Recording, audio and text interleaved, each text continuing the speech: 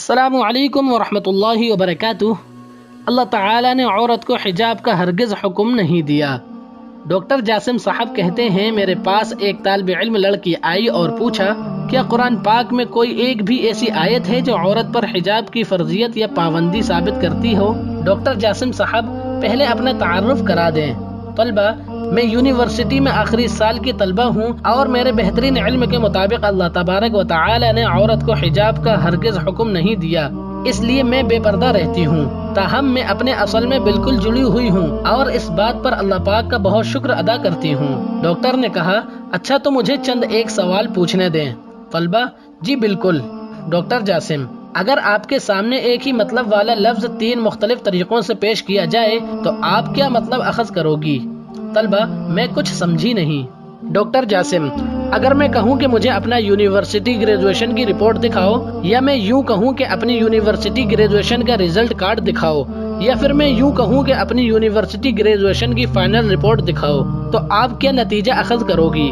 طلبہ، میں ان تینوں باتوں سے یہی سمجھوں گی کہ آپ میرا رزلٹ دیکھنا چاہتے ہیں، اور ان تینوں باتوں میں کوئی بھی تو ایسی بات پوشیدہ نہیں ہے جو مجھے کسی شک میں ڈالے، کیونکہ ڈگری، رزلٹ کارڈ یا فائنل تعلیمی رپورٹ سب ایک ہی بات کی طرف اشارہ کرتے ہیں کہ آپ میرا رزلٹ دیکھنا چاہتے ہیں۔ ڈاکٹر جاسم، بس میرا یہی مطلب تھا جو آپ نے سمجھ لیا۔ طلبہ، لیکن آپ کی اس منطق کا میرے حجاب کے سوال سے کیا تعلق ہے؟ ڈاکٹر جاسم، اللہ تبارک و تعالی نے بھی قرآن مجید میں 3 ایسے استعارے استعمال کیے ہیں جو عورت کے حجاب پر دلالت کرتے ہیں۔ طلبہ نے حیرت سے کہا، وہ کیا ہیں اور کس طرح ہیں؟ ڈاکٹر جاسم، اللہ تبارک و تعالی نے پردے دار عورت کی جو صفات بیان کی ہیں انہیں 3 تشبیہات یا استعاروں الحجاب، الجلباب، الخمار سے بیان فرمایا ہے، جن کا مطلب بس ایک ہی بنتا ہے۔ آپ ان 3 تشبیہات سے کیا سمجھو گی پھر؟ طلبہ خاموش ہو گئی۔ ڈاکٹر جاسم، یہ ایسا موضوع ہے جس پر اختلاف رائے تو بنتی ہی نہیں، بالکل ایسے ہی جیسے آپ ڈگری، رزلٹ کارڈ یا فائنل تعلیمی رپورٹ سے ایک ہی بات سمجھی ہو۔ طلبہ نے کہا، مجھے آپ کا سمجھانے کا انداز بہت بھلا لگ رہا ہے، مگر بات مزید وضاحت طلب ہے۔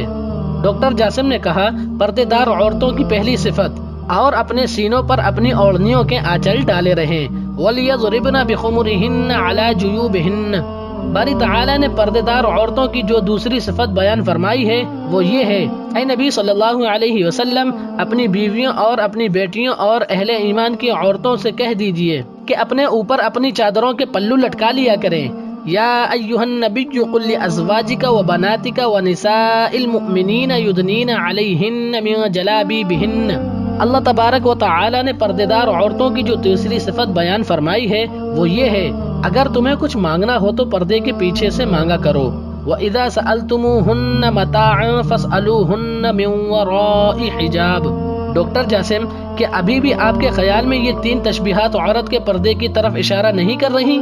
طلبہ، مجھے آپ کی باتوں سے صدمہ پہنچ رہا ہے۔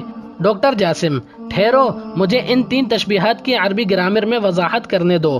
عربی گرامر میں الخمار اس اوڑھنی کو کہتے ہیں جس سے عورت اپنا سر ڈھانکتی ہے، تاہم یہ اتنا بڑا ہو جو سینے کو ڈھانکتا ہوا گھٹنوں تک جاتا ہو، اور الجلباب ایسی کھلی قمیص کو کہتے ہیں جس پر سر ڈھانکنے والا حصہ مڑا ہوا ہو اور اس کے بازو بھی بنے ہوئے ہوں۔ فی زمانہ اس کی بہترین مثال مراکش عورتوں کی قمیض ہے جس پر ہڈ بھی بنا ہوا ہوتا ہے، تاہم حجاب کا مطلب تو ویسے ہی پردہ بنتا ہے۔